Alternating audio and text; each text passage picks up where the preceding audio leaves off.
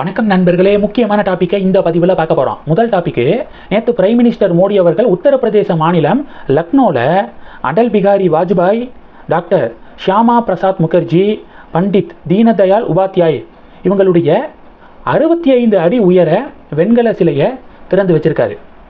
லக்னோவில் 65 ஏக்கர் பரப்பளவில் இந்த 3 முக்கியமான தலைவர்களுடைய வெண்கல சிலை திறந்து வைக்கப்பட்டிருக்கு.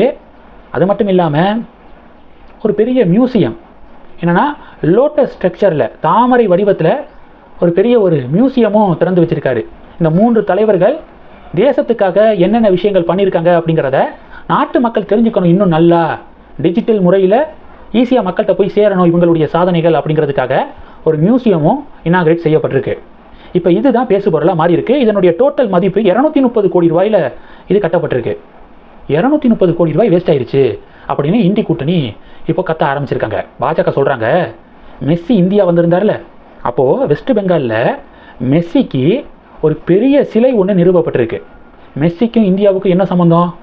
மெஸ்ஸிக்கு சிலை அமைத்ததை கண்டித்து ஏதாவது இந்தி கூட்டணி தலைவர்கள் அறிக்கை வெளியிட்டாங்களா? அமைதியாக தானே இருந்தீங்க. இவங்களாம் நம்ம நாட்டுக்காக உழைப்பை கொடுத்தவங்க, நாட்டுடைய முன்னேற்றத்துக்காக இவங்க எஃபர்ட் போட்டிருக்காங்க. இவங்களுக்கு ஸ்டாச்சு வைக்கக்கூடாதா அப்படின்னு சொல்லிட்டு இப்போ பாஜக செக்க வைக்கிறாங்க.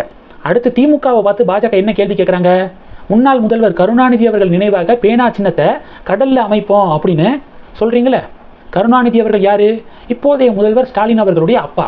அப்போ அப்பாவுக்கு மகன் பார்த்தீங்கன்னா நினைவு சின்னம் வைக்கிறாரு. ஆனால் இங்கே பார்த்தீங்கன்னா இந்த 3 தலைவர்களுக்கும் மோடிக்கும் கொள்கை ரீதியாக தொடர்பு இருக்குது. ஆனால் குடும்ப ரீதியாக எந்த கனெக்ஷனும் கிடையாது. ஃபேமிலி பாலிடிக்ஸ் இதில் உள்ளே வரலை. கொள்கைக்காக, தன்னுடைய கொள்கை தலைவருக்காக மோடி அவர்கள் இந்த ஸ்டாச்சுவை ஓப்பன் பண்ணியிருக்காரு. ஆனால் இங்கே தமிழகத்தில் தன்னுடைய அப்பாவுக்கு பையன் சிலையை திறக்கிறாரு. போத் ஆர் நாட் சேம் அப்படின்னு சொல்லிட்டு பாஜக சொல்ல திமுக கடும் எதிர்ப்பு தெரிவிக்க இது ஒரு பெரிய டிபேட் நடக்குது. ரெண்டாவது டாபிக் என்ன பார்க்க போகிறோம்? ரெண்டாவது டாபிக்கு, அடல் பிகாரி வாஜ்பாய் அவர்களுடைய பிறந்த நாளை முன்னிட்டு டெல்லி கவர்மெண்ட்டு 100 அடல் கேண்டீனை நேற்று திறந்துருக்காங்க. ஒரு கேண்டீனில் 1000 பேர் சாப்பிடலாம், 5 ரூபாய்க்கு சாப்பாடு. அப்போ 100 கேண்டீன்ஸு டெல்லியில் இருக்கக்கூடிய ஏழை மக்கள் இனி பசியோடு இருக்க வாய்ப்பு கிடையாது. அடல் கேண்டீனில் அவங்களுக்கு 5 ரூபாய்க்கு வயிறார சாப்பாடு கிடைக்க போகுது. இந்த இனிஷியேட்டிவை ஜெயலலிதா அவர்கள் எப்போவோ எடுத்திருக்காங்க தமிழகத்தில், அம்மா உணவகம் அப்படிங்கிற பேரில். ஆனால் இன்றைக்கி அம்மா உணவகத்துடைய நிலை ஒரு கேள்விக்குறியால் இருக்குது அப்படின்னு மக்கள் ஆதங்கத்தை வெளிப்படுத்துகிறாங்க. இது 2. மூணாவது, அண்ணாமலை நேற்று செய்தியாளர்களை சந்திச்சிருக்காரு. பாஜகவினர்களுக்கு நிம்மதி. அண்ணாமலையுடைய ப்ரெஸ் மீட்டு தான் அரசியலில் பாஜகவை எப்போதும் பேசுபொருளாக வைக்கும். சில காலம் அண்ணாமலை ப்ரெஸ் மீட் அவ்வளோவா கொடுக்காம இருந்தார். இப்போ மறுபடியும் அண்ணாமலை அடிக்கடி செய்தியாளர்களை சந்திக்கிறது எங்களுக்கு ரொம்ப மகிழ்ச்சியை கொடுக்குது அப்படின்னு தொண்டர்கள் பதிவுகள் போடுறாங்க. நேற்று மத அரசியல் செய்கிறது யார் அப்படிங்கிற தலைப்பில் அண்ணாமலை பேசியிருந்தார். இப்போ பாஜக தலைவர்கள் ஒவ்வொருத்தங்களும் தீபாவளிக்கு வாழ்த்து சொல்கிறோம், கிறிஸ்மஸுக்கு வாழ்த்து சொல்கிறோம். மோடி அவர்கள் டெல்லியில் ஒரு சர்ச்சுக்கு போய் ப்ரேயர் பண்ணியிருக்காரு. கிறிஸ்மஸ் தின கொண்டாட்டத்தில் கலந்துக்கிட்டாரு. ரம்ஜானுக்கு வாழ்த்து சொல்கிறோம் பாஜக தலைவர்கள். இப்போது இந்த பக்கத்து திமுக பக்கத்து வாங்க.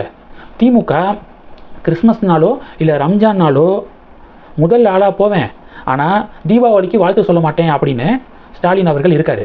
இப்போ இதில் யார் மத அரசியல் பண்ணுறது அப்படிங்கிறத மக்களே முடிவு பண்ணுங்க அப்படின்னு சொல்லிட்டு அண்ணாமலை ப்ரெஸ் மீட் கொடுக்க, அந்த ப்ரெஸ் மீட்டு நேற்று ரொம்ப வைரலாக ஷேர் ஆகிருக்கு. இந்த டாபிக்ஸ் எல்லாத்தையும் பற்றி உங்களுடைய பார்வைகளை மறக்காமல் கமெண்ட் பண்ணுங்கள். தொடர்ந்து கனெக்டில் இருங்க. அடுத்தடுத்து நிறையா பதிவுகளை பார்க்க போகிறோம். நன்றி. ஜெய் ஹிந்த்.